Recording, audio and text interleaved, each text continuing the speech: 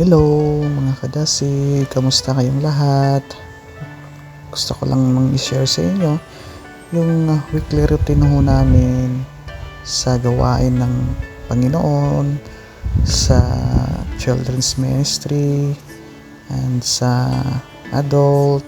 Ito yung ginagawa namin na talagang hindi matutumbasan o hindi mababayaran ng pera, yung saya na nanggagaling sa Panginoon.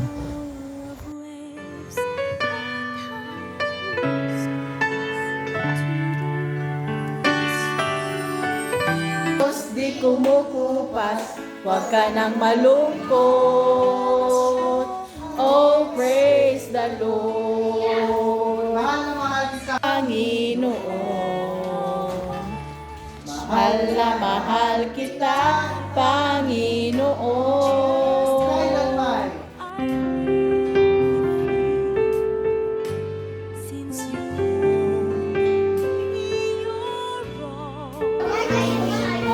Dito sa. Ay, tawag na lang ako, tawag.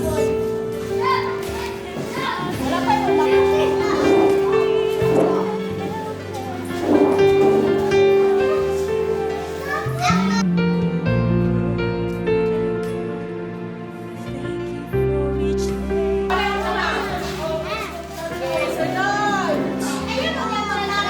God is good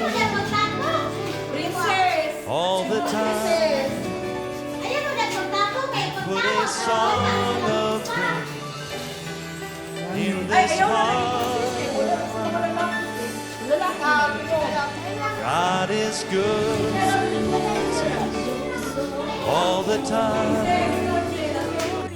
Pagkatapos ng gawain ng Panginoon, kinabukasan, pupunta naman kami sa bukid. Kami sa area.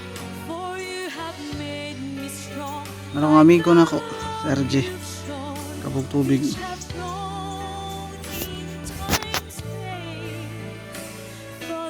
So ito yung ginagawa namin pagkatapos ng gawain ng Panginoon.